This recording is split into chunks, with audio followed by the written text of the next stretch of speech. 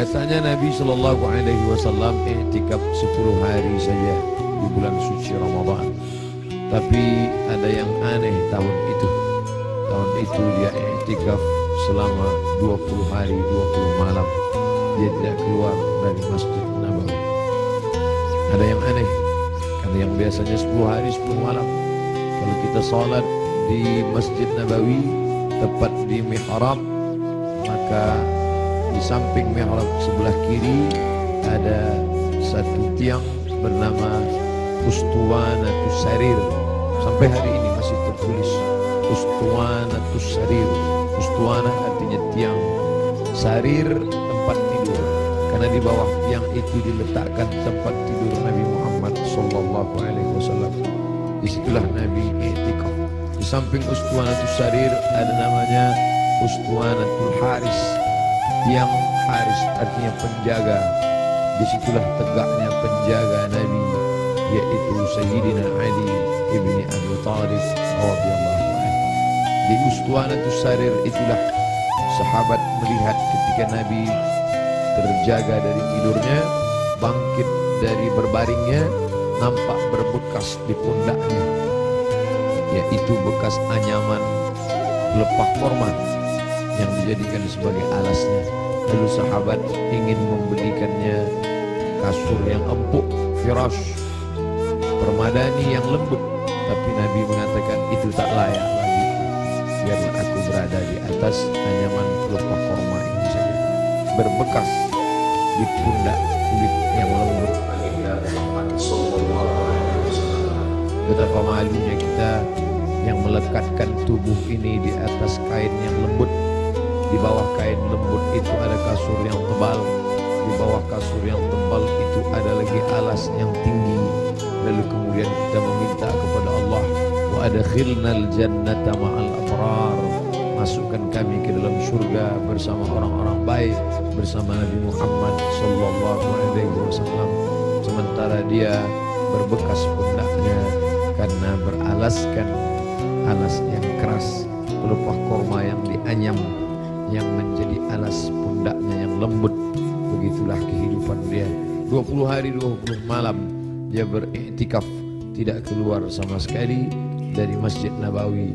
Ma baina baiti wa mimbari, antara rumahku dan mimbarku raudhatun min riyadil jannah, salah satu dari taman-taman surga. Selesai bulan Ramadan, masuk bulan Syawal.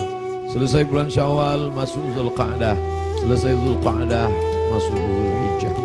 Di bulan Zulhijjah beliau melaksanakan haji yang sebelumnya sudah difardukan, tapi barulah dilaksanakan haji tahun itu, disebut dengan haji wada. Wada, selamat tinggal, karena memang setelah itu Nabi meninggal dunia. Maka pada haji wada itu dia pergi ke tanah suci Makkah Al-Mukarramah. Ada yang unik, ada yang aneh. Biasanya beliau berkurban kambing, dia potong 1 ekor untuk keluarganya. Hadza li Muhammad, wa untuk keluarga Muhammad. Kemudian dia potong lagi, hadza li ummati Muhammad, ini aku potong untuk umat Muhammad sallallahu alaihi wasallam. Tapi pada saat tahun itu di Mina, beliau tidak menyembelih 2 ekor, tapi beliau menyembelih dengan tangannya sendiri 63 ekor unta. Tepat pada angka 63 dia berhenti dan dilanjutkan oleh Sayyidina Ali sebanyak 37 ekor. Maka lengkaplah 100 ekor. Tidak ada satupun sahabat yang terpikir ada signal, ada tanda sesuatu tentang mengapa berhenti di angka 63 setelah meninggal dunia 2 bulan sesudah itu. Karena saat itu bulan Zulhijjah, Muharram, Safar, Rabiul Awal, 2 bulan lebih setelah itu barulah semuanya paham mengapa berhenti pada angka 63. Ternyata Nabi tidak ingin satupun tahun hidupnya itu kosong daripada berkorban. Tahun pertama dia potong, tahun kedua sampai 63. Lalu kemudian setelah itu barulah dilanjutkan pemotongan onta itu oleh Sayyidina Ali karramallahu wajhah radhiyallahu anhu. Apa makna di balik itu? bahwa Nabi tidak ingin ada satu tahun pun kosong dari kurban. Nabi ingin ada penyembelihan kurban di setiap umur, di setiap usia, di setiap waktu yang dilewati ada penyembelihan kurban. Lagi-lagi ada yang aneh, tidak seperti sebelumnya. Sebelumnya hanya 2 ekor kambing, tapi saat itu dia potong langsung 63 dilengkapkan 37 menjadi 100 ekor. Lalu kemudian sallallahu alaihi wasallam kembali ke kota Al-Madinah Al-Munawwarah. Masuk bulan Muharram, masuk bulan Safar, masuk bulan Rabiul Awal. Lalu kemudian beberapa hari menjelang meninggal, Nabi berziarah ke makam Baqi yang ada di samping Masjid Nabawi sebelah kiri menghadap ke arah kiblat. Pulang dari Baqi, beliau merasakan sakit kepala yang amat sangat keras.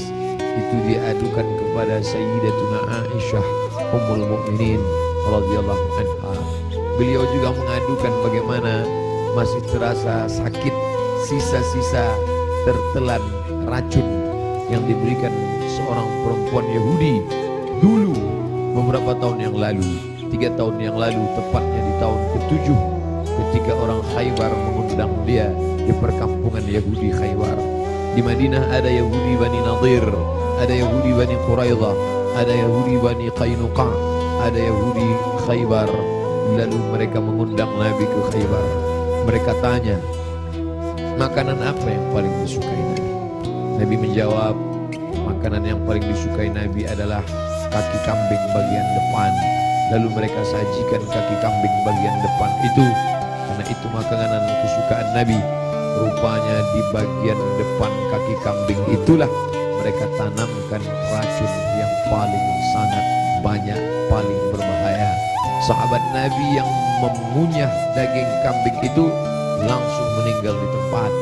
Nabi SAW sepakat semua ahli sirah bahwa Nabi memasukkan daging kambing itu ke mulutnya, tapi mereka ikhtilaf tentang menelan.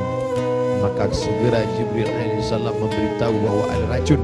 Nabi memuntahkannya keluar, tapi ada beberapa tetes air liur masuk ke dalam. Kenapa itu terjadi? Bukankah Allah menjaganya? Bukankah malaikat mendapatkan wahyu, mendapatkan ilham, mendapatkan pesan untuk menjaga Nabi? Kenapa bisa terjadi? Hikmah di balik itu menurut ahli sirah, Allah ingin menyempurnakan nikmat kepada Nabi Muhammad sallallahu alaihi wasallam, bukan hanya sebagai nikmat penutup para nabi dan rasul, tapi juga nikmat sebagai mati sebagai seorang syahid. Dia sudah cukup penutup nabi dan rasul, tapi Allah lengkap.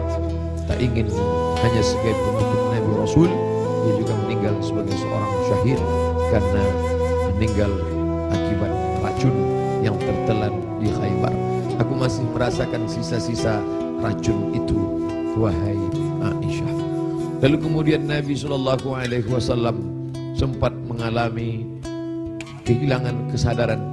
Lalu sahabat mengambilkan air yang disimpan di dalam khirbah kulit kambing yang dijahit, sampai tidak keluar air dari kulit kambing itu karena ketat jahitannya.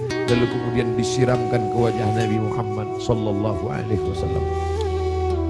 Ketika air itu disiramkan ke wajah Nabi, Nabi pun tersadar. Dan saat Nabi tersadar, apa yang dia inginkan? Biasanya orang kalau sudah pingsan, dia inginkan makanan, dia inginkan kenikmatan, dia inginkan sesuatu. Tapi Nabi SAW menginginkan sholat berjamaah, dibawa ke Masjid Nabawi. Tapi saat itu keadaannya lemah, kakinya terseret, dia dipapah oleh sahabat Nabi, oleh Sayyidina Ali radhiyallahu anhu bersama Fadl Ibn Abbas. Satu di sebelah kiri, satu di sebelah kanan. Mereka memegang tangan Nabi, kedua tangan Nabi di pundak Ali dan Fadl. Kedua ini adalah saudara, seperti saudara kandung. Nabi anak tunggal sendirian. Dia tidak punya saudara kandung, tapi ayahnya punya saudara kandung. Ayah Nabi bernama Abdullah. Abdullah punya saudara bernama Abbas. Abbas punya anak laki-laki, itulah dia Fadl bin Abbas. Abdullah punya saudara kandung bernama Abu Talib. Abu Talib punya anak laki-laki bernama Ali. ayah mereka adik-beradik kandung. Abdullah, Abbas, Abu Talib. Abu Talib punya anak Ali, Abdullah punya anak Muhammad, Abbas punya anak Fadl. Ketiga anak laki-laki ini bersaudara kandung, satu nasab dengan datuk mereka Abdul Muttalib. Abdul Muttalib anak Hashim, Hashim anak Abdi Manaf, Abdi Manaf anak Qusay, keturunan Kilab Lu'ay Fihir, cucu cicit daripada Ismail, anak kandung Ibrahim alaihissalam. Maka pada saat itu saudara yang seperti kandung ini memapah Nabi, membawa ke Masjid Nabawi. Nabi tetap tidak meninggalkan sholat berjamaah.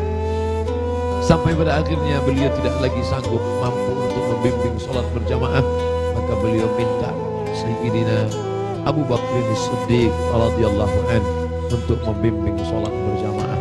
Itulah muncul ijtihad sahabat. Mengapa yang menjadi khalifah setelah Nabi itu Abu Bakar? Kenapa bukan Umar? Karena ada signal seperti semacam pemberitahuan secara rahasia bahwa setelah Nabi meninggal, kepemimpinan akan jatuh pada Abu Bakar Siddiq. Karena imamah ada dua, imamatun sughra, imam kecil, imam salat, imamatun kubra, imam besar, pemimpin negeri. Kalau sudah imam kecil pemimpin salat, menunjukkan tanda itu juga menjadi imam besar, imam pemimpin negeri. Maka ketika Abu Bakar Siddiq yang diminta sebagai pengganti imam saat Nabi sakit, seolah-olah seperti signal pertanda Nabi memberikan ridha, nanti setelah meninggal Abu Bakar Siddiqlah yang akan memimpin kepemimpinan politik. Maka berbaiatlah sahabat setelah Nabi SAW meninggal. Salat dipimpin oleh Abu Bakar Siddiq radhiyallahu anhu. Sahabat menunggu, Nabi tak juga keluar. Ternyata signal itu diberikan kepada Abu Bakar. Abu Bakarlah yang memimpin salat. Sampai akhirnya pada suatu ketika Nabi membuka tirai jendela dari samping kamarnya bersama Aisyah yang langsung tembus ke Masjid Nabawi. Sahabat sudah tegak berdiri. Sahabat menunggu bahwa akan dipimpin oleh Nabi, tapi mereka paham Nabi tidak dapat berjalan. Nabi tetap berada di kamarnya. Nabi hanya melihat dari balik jendela, dari pertanda wajahnya, dari anggukan kepalanya. Sadarlah mereka bahwa Nabi memberikan signal, salatlah bersama Abu Bakar Siddiq. Nabi tetap berada di kamarnya karena dia tidak bisa ikut serta bersama para sahabat yang akan melaksanakan salat. Lalu kemudian dibawa oleh Fadl dan Abu Bakar, dibawa oleh Fadl dan Ali, diberikan kekuatan oleh Allah Subhanahu wa taala. Nabi naik ke atas mimbar tepat pada hari Rabu. Hari Rabu terakhir, Kamis, Jumat, Sabtu, Ahad, Senin, 5 hari menjelang meninggal. Nabi naik ke atas mimbar. Sampai di atas mimbar, apa kata Nabi sallallahu alaihi wasallam? Man kuntu jalatu lahu rahman. Siapa yang pundaknya pernah aku cambuk, saat aku mencambuk onta, lalu ujung cambuk itu terkena pundaknya karena dia berada di balik onta, di balik kuda, di balik keledai, di balik bukit, terkena ujung cambuk itu.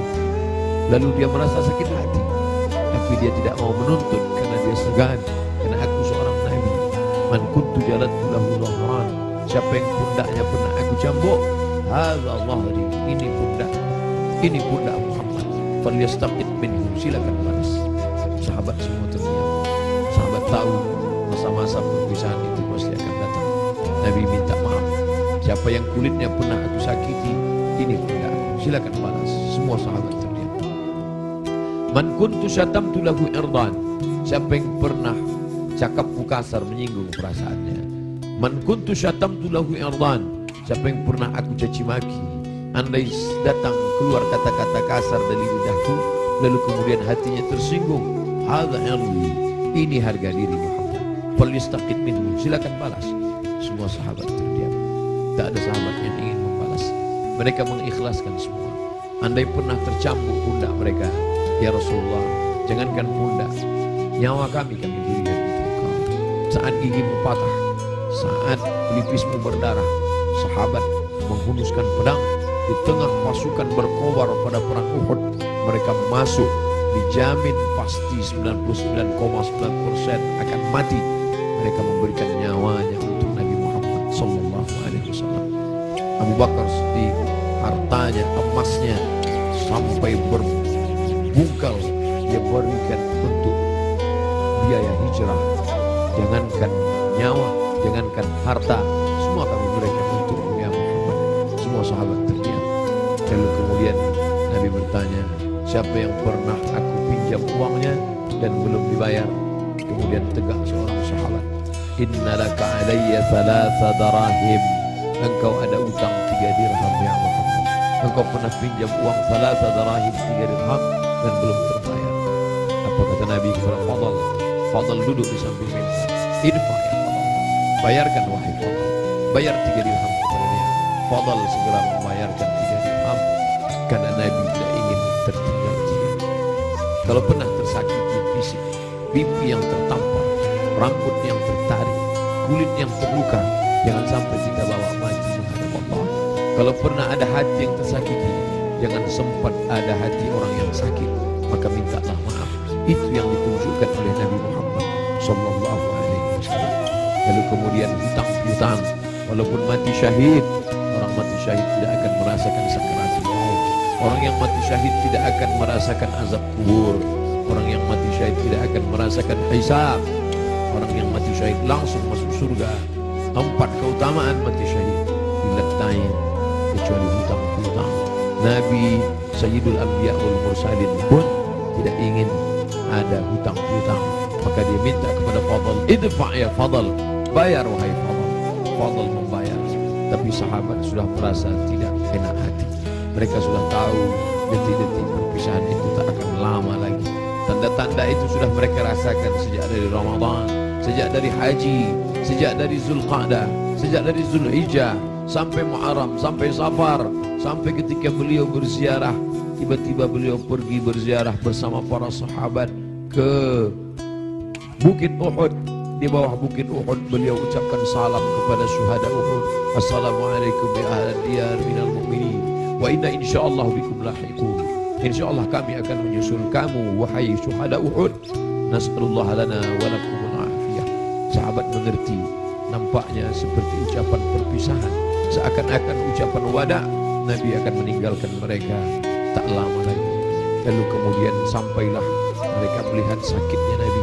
Akhirnya dia terbaring dan dia memilih kamar bersama Aisyah, karena kamar itulah yang paling dekat dengan mihrabnya, hanya lebih kurang 22 meter saja. Di sini mihrabnya, di samping mihrab mimbarnya, di samping kiri menghadap ke kiblat, disitulah kamarnya. Antara jarak yang begitu dekat. Biasanya Bilal mengetuk pintu karena Nabi sholat qabliyah di kamar. Nabi tidak sholat qabliyah di dalam masjid. Nabi sholat qabliyah di kamar. Bilal biasanya mengetuk pintu, bertanya, sudah bolehkah iqamat wahai Rasulullah? Kalau Rasulullah mengatakan aqimis salah, iqamatlah Bilal. Barulah Bilal berani, Allahu Akbar, Allahu Akbar, asyhadu an la ilaha illallah, asyhadu anna Muhammadar Rasulullah, hayya 'alas salah, hayya 'alal falah, qad qamatis salah, qad qamatis salah, Allahu Akbar, Allahu Akbar, la ilaha illallah. Tapi hari itu tidak ada signal dari Nabi, karena Nabi berada di kamar. Dipapah pun tak juga sanggup berdiri. Sampai akhirnya datanglah Sayyidatuna Fatimah masuk ke dalam kamar Nabi Sallallahu Alaihi Wasallam. Nabi membisikkan sesuatu ke telinga Fatimah. Fatimah tersenyum. Nabi membisikkan sesuatu ke telinga Fatimah. Fatimah bersedih. Kelihatan dari raut wajah Fatimah ada sesuatu yang tidak menyenangkan. Nabi berbisik sesuatu ke telinga Fatimah. Fatimah tersenyum. Di saat yang sama terlihat wajahnya seperti gembira mendengar sesuatu. Setelah itu berlalu, lalu Aisyah bertanya kepada Fatimah, apa yang dibisikkan dengan Fatimah? Kata Fatimah, tak lama lagi saya.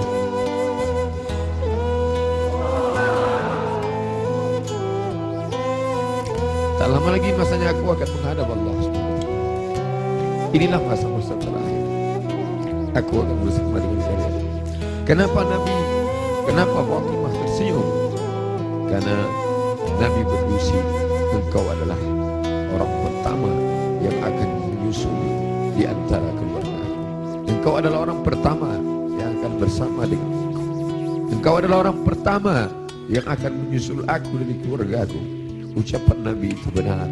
Tidak ada yang lebih daripada itu. Bahwa setelah Nabi SAW meninggal 6 bulan lamanya, tak lama, hanya 6 bulan saja setelah itu, Sayyidatuna Fatimah menyusul Nabi Muhammad SAW. Anaknya dikatakan Nabi, Innal Hasan wal Husain Sayyida Syababi Ahli Jannah. Sesungguhnya Sayyidina Al-Hasan, Sayyidina Al-Husain adalah 2 pemimpin pemuda surga. Pemuda-pemuda yang sholat subuh ini, pemuda-pemuda ahli surga ini akan dipimpin oleh Sayyidina Al-Hasan, Sayyidina Al-Husain. Fatimah Sayyidatu Nisa'i Ahli Jannah, perempuan-perempuan yang hadir di majlis ilmu ini, perempuan-perempuan salihah yang hidup bersama kita saat ini. Mereka akan masuk surga dipimpin oleh Sayyidatu Nisa'i Ahli Jannah, yaitu Khadijah, yaitu Sayyidatuna Fatimah, buah pernikahan Nabi dari Sayyidatuna Khadijah Al-Kubra. Itu yang membuat Fatimah tersenyum. Bagaimana rasanya ketika kebahagiaan bersatu dengan kesedihan? Satu sisi merasa bersedih karena akan berpisah dengan Nabi, tapi ternyata perpisahan itu tidak lama. Perpisahan itu tidak lama, Fatimah, hanya sekedar 6 bulan saja. Setelah itu engkau akan menyusul. Engkau akan menyusul. Allahumma salli ala Sayyidina Muhammad. Allahumma salli ala Sayyidina Muhammad. 14 abad yang lalu kisah itu terjadi, tapi seakan-akan kita bersama dalam ruangan itu, bersama Aisyah, bersama Fatimah. Mudah-mudahan kesusahan kita ini akan membuat kita dekat dengan Nabi SAW. Tidak ada yang bisa menguatkan jiwa kita selain daripada takbir Allahu Akbar. Jangan biarkan jiwa ini larut bersama kesedihan. Tidak layak untuk sedih, karena orang-orang beriman dia mesti kuat. Allah bersama dia, Rasulullah SAW selalu bersama dia. Kita tetap berselawat, kita tetap agungkan Allah. Mengapa kita mesti rapuh? Mengapa kita mesti bersedih? Orang beriman itu, ala inna awliya Allah, ketahuilah wali-wali Allah, orang-orang yang menolong agama Allah, la khawfun alaihim wa la hum yahzanun. Tak ada takut dalam hati mereka, tak ada takut dalam jiwa mereka. Wa la hum yahzanun, mereka tidak bersedih hati.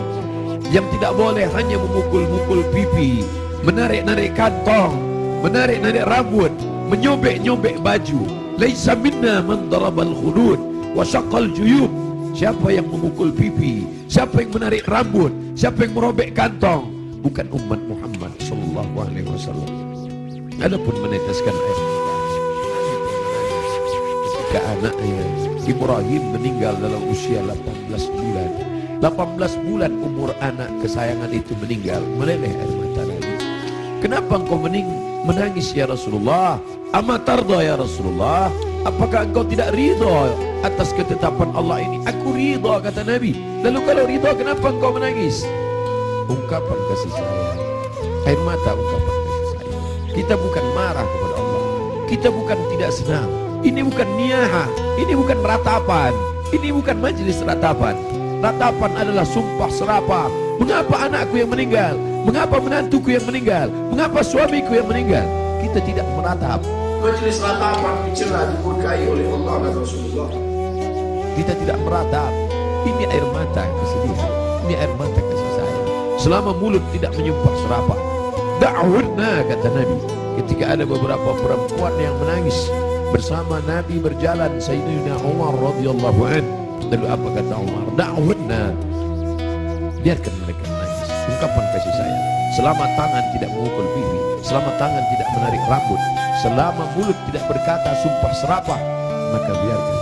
Bahkan ketika Nabi memegang jenazah Utsman ibnu Maz'un, menetes air mata Nabi, jatuh ke pipinya, jatuh ke janggutnya, jatuh ke bawah sampai ke wajah Utsman bin Maz'un, menunjukkan air mata itu banyak. Nabi menangis. Nabi hatinya lembut. Menangis adalah ungkapan kasih sayang. Menangis adalah ungkapan kesedihan.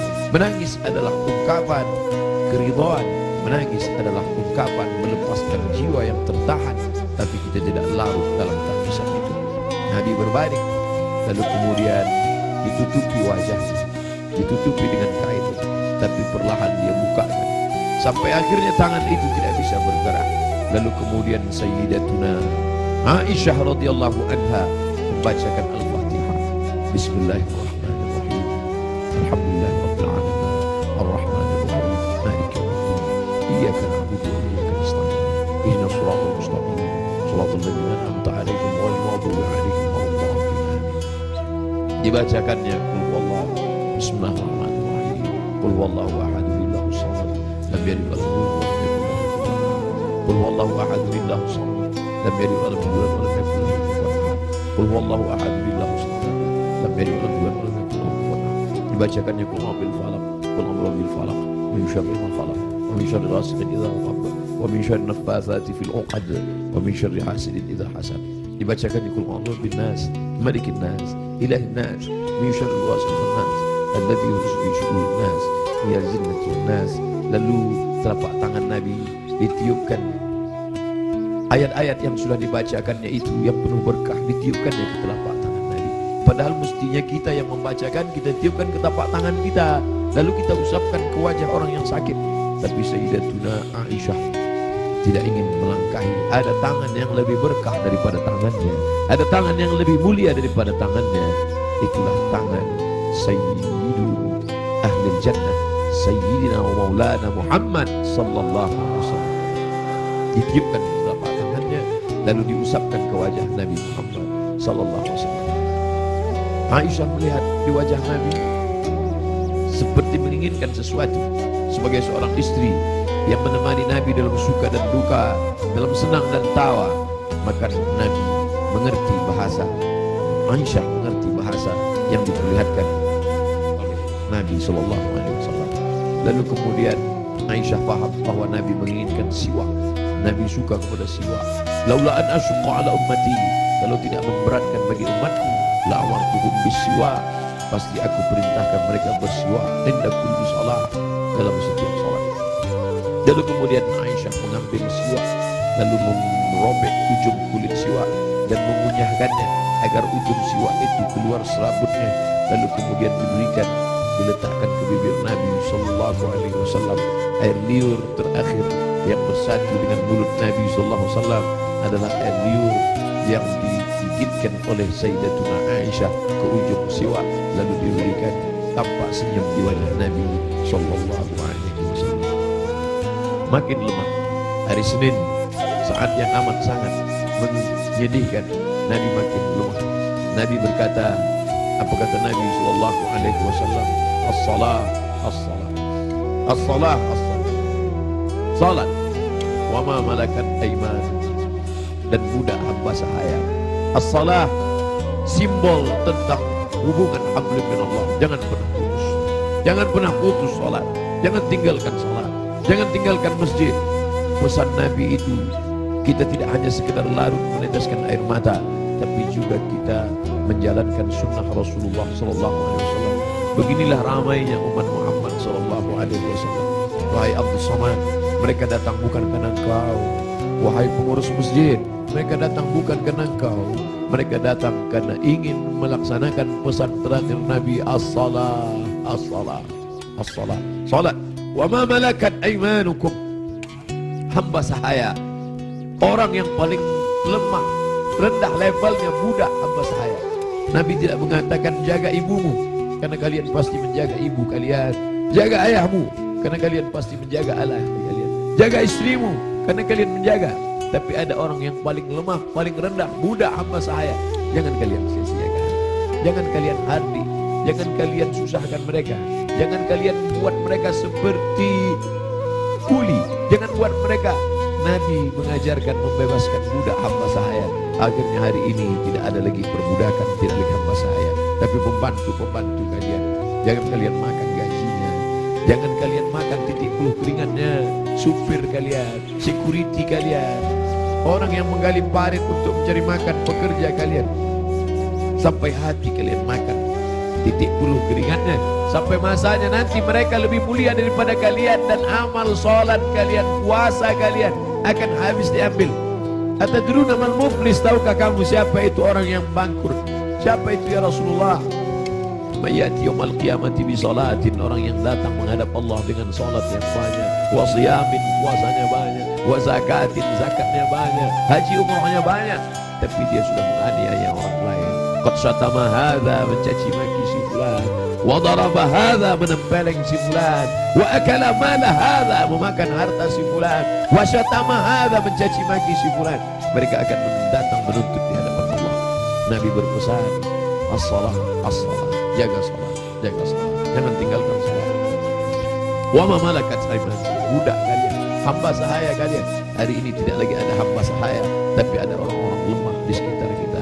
Anak yatim di antara kalian, jaga. Fakir miskin di antara kalian, jaga. Janda-janda tua, suaminya sudah meninggal, hidup sebatang kara, anaknya tidak lagi ada, jaga. Jangan sampai mereka kelaparan. Mereka orang-orang yang al-mustad'afun, orang-orang lemah, berada di bawah kekuasaan kalian, maka tolong bantu mereka. Apa kata Nabi sallallahu alaihi wasallam sebelum dia meninggal? La'anallahu al-yahud wan nasara. Allah melaknat Yahudi dan Nasrani. Kenapa? Ittakhadhu qubur anbiya'ihim masajid. Mereka menjadikan kubur nabi-nabi dan orang soleh di antara mereka, mereka robah menjadi masjid, mereka robah menjadi tempat ibadah. Nabi melarang. La'anallahu al-yahud wan nasara. Allah melaknat Yahudi dan Nasrani. Ittakhadhu qubur anbiya'ihim masajid. Alhamdulillah, sampai hari ini tidak ada satupun orang Islam di dunia ini yang meratakan kubur dengan tanah, lalu di atas kubur itu dibangun masjid sebagai tempat ibadah. Tidak ada. Di bawah lantai ini tidak ada kuburan. Andai ada kubur di bawah lantai ini, maka kita sudah melanggar peringatan terakhir. Detik-detik menjelang Rasul meninggal, biasanya orang meninggal akan menyampaikan pesan-pesan penting. Hari itu dia lepaskan semua. Budak-budak hamba sahayanya dia merdekakan semua. Tombaknya, pedangnya, baju besinya dia wakafkan semua fisabilillah. Tidak ada yang melekat pada tubuhnya. Dia ingin mati menghadap Allah Subhanahu wa taala dalam keadaan bersih sebersih-bersihnya. Tapi pesan-pesan ini penting. Dia tidak ingin ada orang membangun makam menjadi tempat ibadah, lalu kemudian orang beribadah di sana, sholat di atasnya. Adapun ada makam di samping kiri masjid, di samping kanan masjid, ada dinding, ada jalan, maka itu tidak termasuk menjadikan makam sebagai masjid. Yang dilarang hanyalah meratakan makam lalu dibangun masjid di atasnya. Laknat Allah, laknat Rasulullah kepada mereka yang melakukan itu, dan kita tidak ada satupun yang melakukan itu. Masjid kita bersih daripada ini. Sampai akhirnya saat petang hari Nabi mulai mengatakan, apa kata Nabi SAW?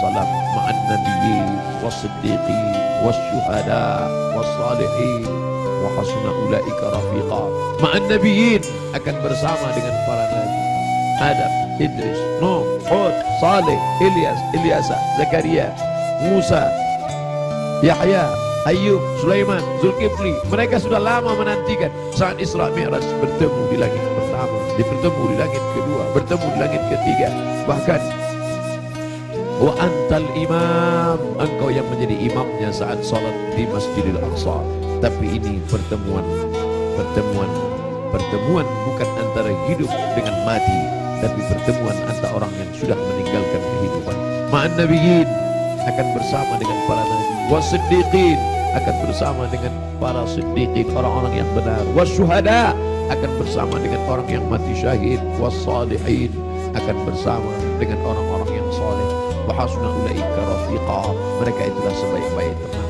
Kalian sahabat-sahabat, kalian adalah orang-orang baik, tapi aku akan bertemu dengan orang yang lebih baik. Siapa dia? Para nabi, was-siddiqin, was-syuhada, was-salihin. Puncaknya kalimat panjang itu tak lagi keluar dari mulut Nabi, tapi mengatakan Allahumma birrafiqil a'la, akan bersama dengan Allah yang maha tinggi. Tidak ada lagi. Tadi bersama sahabat, bersama istri, bersama anak, bersama Sayyidatuna Fatimah, bersama Sayyidatuna Aisyah, tapi hari ini sudah lebih tinggi lagi, bersama para nabi, bersama siddiqin, bersama syuhada, bersama salihin.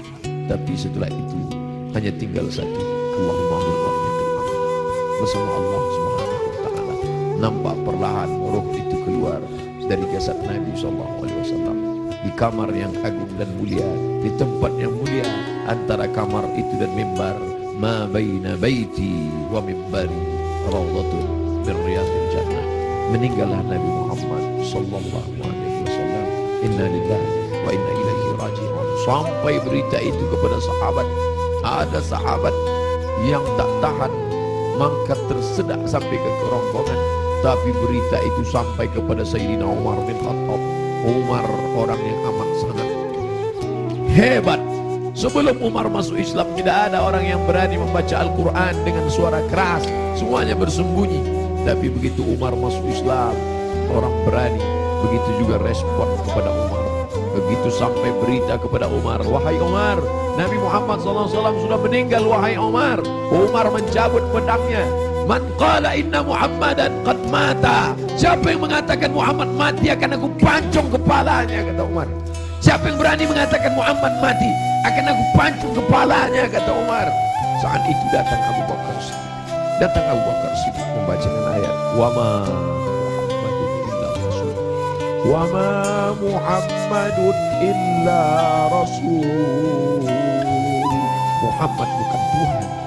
Muhammad hanyalah seorang rasul. Qad khalat min qablihi rusul. Sebelum dia dulu sudah ada rasul-rasul. Ada Adam meninggal. Ada Idris meninggal. Ada Nuh meninggal. Ada Ayub meninggal. Ada Zulkifli meninggal. Ada Musa meninggal. Ada Harun meninggal. Qad khalat min qablihi rusul. Afa immata, kalau dia meninggal, au qutila, atau dia dibunuh orang, inqalabatum ala aqabikum, apakah kalian akan meninggalkan agama ini? Apakah kalian akan murtad? Begitu mendengar ayat itu, padahal Umar bin Khattab hafal Quran, padahal Umar bin Khattab termasuk 40 sahabat kutabul wahyi, penulis wahyu. Tidak hafalkah dia ayat itu? Dia hafal Quran, dia penulis wahyu. Tapi kenapa ketika pukulan berat itu datang, lupa, hilang ayat itu dari kepalanya? Maka kita pun begitu dalam hidup ini. Kadang ketika pukulan berat itu datang, kita perlu sahabat, kita perlu teman-teman. Saat ini Abdul Somad yang mengingatkan, saat ini Abdul Somad yang membacakan. Tapi sampai masanya pukulan berat itu datang bertubi, Abdul Somad pun lupa. Siapa yang akan mengingatkan dia? Ada sahabat-sahabat, sahabat-sahabat dakwah semua. Abdul Somad bukan guru, Abdul Somad bukan imam, Abdul Somad bukan syekh, Abdul Somad bukan habib. Abdul Somad hanyalah seorang sahabat dakwah yang saling mengingatkan, watawasau bil haq, watawasau bis sabr. Hari ini aku yang mengingatkan engkau saudara, tapi besok aku boleh lupa, besok aku boleh lalai. Kalian yang akan mengingatkan. Ustaz Somad dulu yang ceramah tentang ini, Ustaz Somad dulu yang kenapa engkau lupa Ustaz? Hari ini subuh ini yang penuh berkah. Allah mubarik li ummati fi bukuriha. Ya Allah berkahi umatku ini pada waktu pagi, pada waktu subuh. Lalu kemudian berita itu sampai kepada Umar. Umar tak dapat menguasai jiwanya. Ternyata cinta mengalahkan ayat. Ternyata cinta mengalahkan semuanya. Tapi ada orang tua yang sanggup membuat pedang itu terjadi. Bagaimana dengan sahabat yang lain? Bilal tidak sanggup tinggal di kota Al-Madinah Al-Munawwarah. Bagaimana mungkin dia bisa sanggup tinggal di sana? Setiap subuh dia akan mengetuk pintu itu. Dan mulai besok Selasa, kalau dia ketuk pintu itu tidak ada lagi yang keluar. Bagaimana mungkin dia sanggup tinggal di sana? Dia tinggalkan kota Madinah.